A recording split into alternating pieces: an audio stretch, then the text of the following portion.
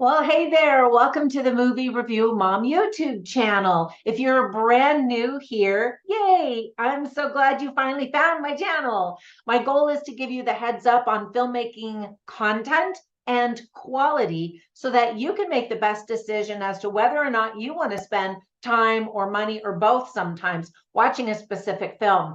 So today, the movie I'm reviewing is called Napoleon. This epic movie is now playing in theaters. It will be released on Apple TV Plus in January 2024. The film is rated R and is 2 hours and 38 minutes long. That's a pretty long movie. My overall movie review mom grade is I'm trying to decide between a B or even a B minus. And let me explain why. First, I'll give you an overview in a nutshell. Then I'll point out things I really liked about the movie and then point out things I didn't like or thought could have just been done differently or better. I'll also include themes worth talking about, tips for parents, interesting lines, funny lines, and recommendations for other films that are sort of similar that you might also like, or maybe you'll like better. All right, let's dive in. So, in a nutshell, I was just in France 3 months ago and even visited the opulent Palace of Versailles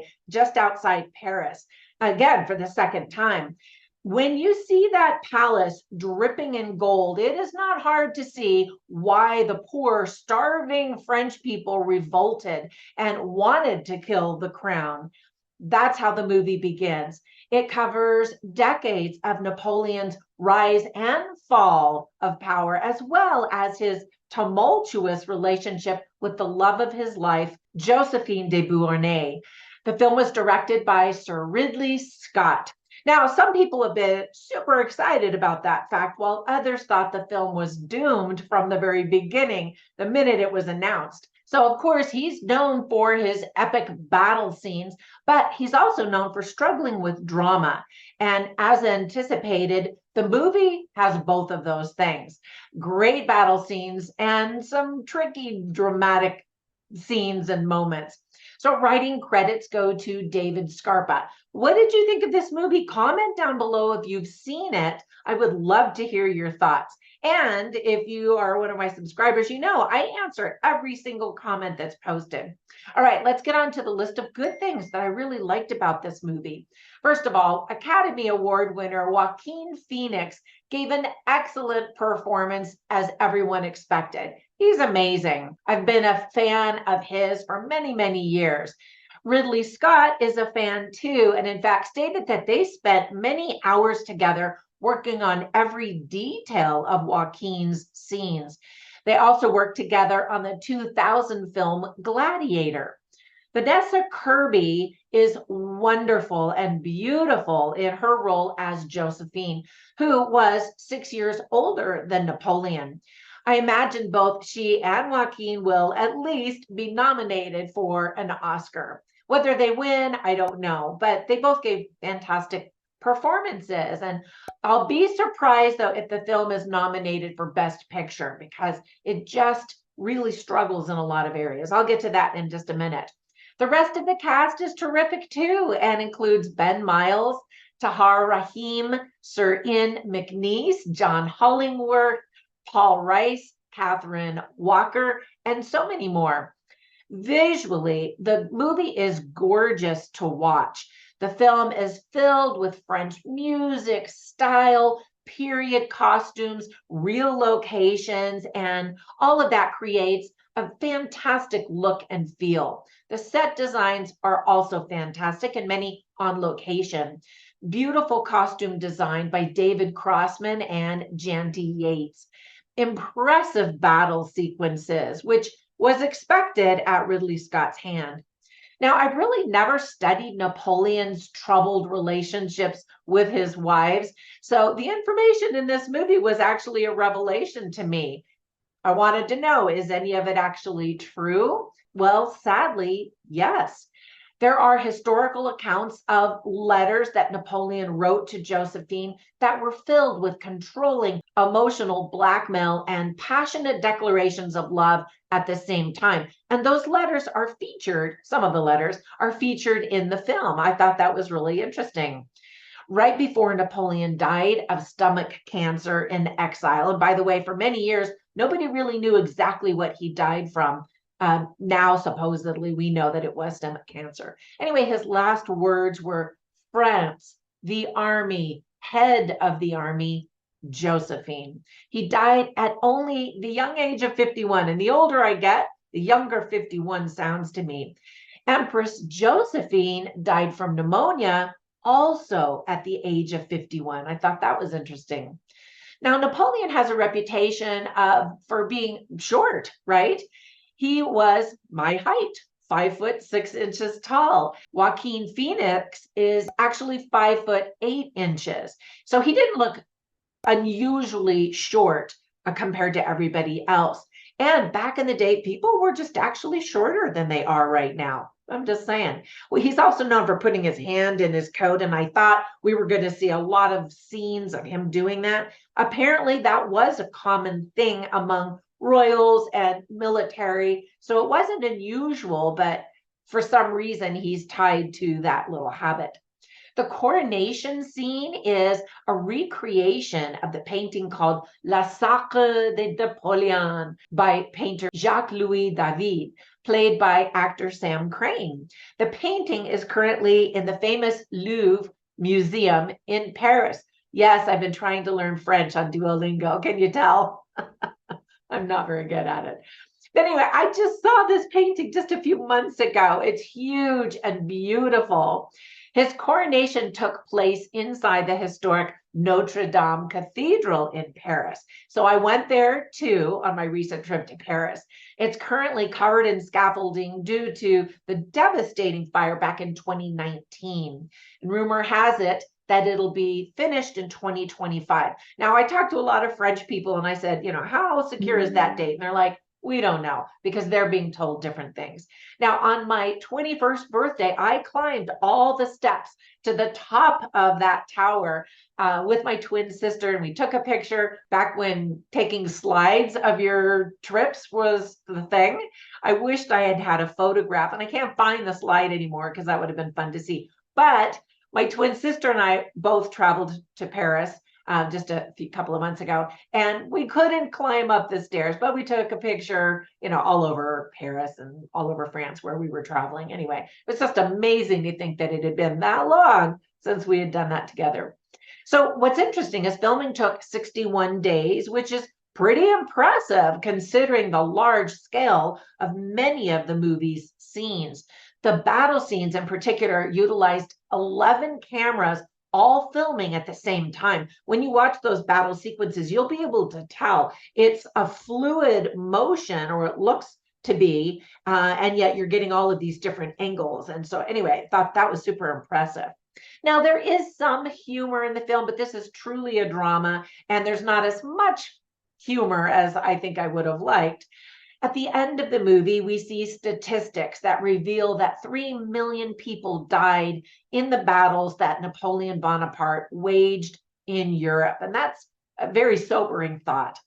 All right, so I enjoyed the movie, I really did. But let me share some of the things that I didn't like about the movie. First of all, it felt like the movie has an equal number of sex scenes as battle scenes. So showing Napoleon's almost violent lovemaking reveals how he approached life. Everything was a battle. But I didn't think we had to see that over and over and over again. One scene, we get it. Let's move on to more interesting things. We do see his very volatile relationship with Josephine, and which makes him look just a little unhinged. But Josephine seems his equal match in that unhingement, if that's a word, which is not. The runtime of the movie is just way too long, even though I wanted to learn more about Napoleon at the end of the film. Director Ridley Scott announced that his 4-hour director's cut is going to be released exclusively on Apple TV Plus in January of 2024. So is that something that you think you'll watch?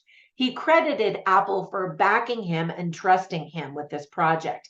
And so if you're not interested, you might be more interested in Steven Spielberg's HBO miniseries about Napoleon that's in development. Now, don't hold your breath for that one, though, because they've been working on it for 10 years. So anyway, I'm going to definitely watch it when it does finally come out.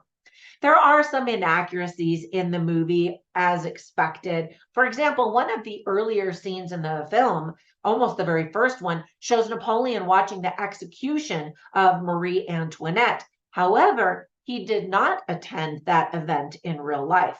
Now, I know that's not a big deal. They're just establishing the characters and the tone of what was happening in Paris at the time and in the country overall. So Ridley Scott would not have been happy that I pointed out that little inaccuracy. When people have criticized the historical inaccuracies in the movie, he recently said, "Get a life." And then he said some other things that I'm not going to repeat that included F-bombs and stuff. Now, let me give you some tips for parents. I think kids are going to be very bored. Plus, this is not an appropriate movie for them to watch anyway. We see bloody, gory violence with various weapons and hand-to-hand combat. Normally in battle scenes, you see people falling off their horse or something like that. In this, you see horses very hurt and damaged and killed. And so people are not going to like that. There's an extremely high dead body count, of course, in the battle scenes. We see a woman, Marie Antoinette, beheaded by the bloodied guillotine. A man commits suicide. There's talk of infidelity and really portrayal of that as well. And I mentioned we see a man vigorously backdoor his wife in several scenes. Now, some of the themes that are interesting and worth talking about with other people, especially if you watch this movie with them, are ambition, revolution, toxic relationships, narcissism, power, loyalty, duty, and love of country, sacrifice, France, vive la France, history, and insecurity. So I always take notes, obviously, when I watch movies, and specifically I write down funny lines and interesting lines, simply so I can share them with you and you can get a taste for the dialogue and script writing.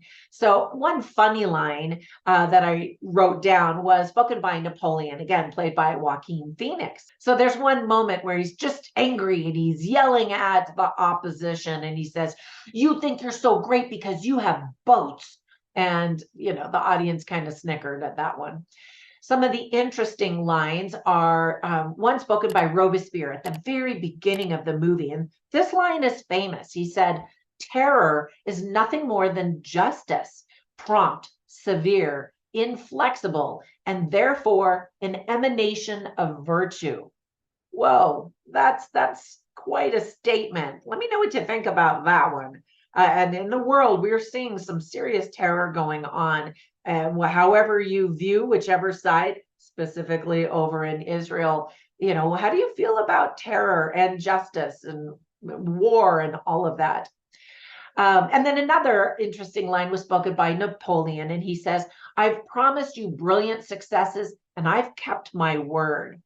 Uh, Obviously, the guy was an egomaniac, but when you look at conquerors, I think all of them were. And it's part of that nature of them. Again, that leads them to that incredible ambition and possibly success. Anyway, let me give you some recommendations for 3 movies I thought of that I thought you might be interested in if you haven't seen them yet. One is called Robert the Bruce. Now, it is based on a true story, a story I had never heard before, but it is very bloody and violent. And so if that doesn't bother you in this movie, be prepared that Robert the Bruce is worse. But it's also really interesting. Another movie is called Lines of Wellington, and that focuses on some battles that are interesting, based on true stories, of course. And then the last one is called Medieval, also based on a true character and some true events, also extremely bloody and gory. None of those are appropriate for kids. All right, that's my review. Let me know what you think of the movie, if you've already seen it, or if you're going to see it, or if you think you're just going to skip it altogether. Some fantastic acting, as I mentioned. Thank you so much for supporting my channel. When you get a minute, run over to Instagram. You can follow me at Movie Review Mom, but you can also find me at Trina Boice, which is my real name, and you can see my movie reviews there, as well as information about my books, my online courses, and some of the other nonsense that I do. Have a fantastic day, and I will catch you in the next one. Bye for now.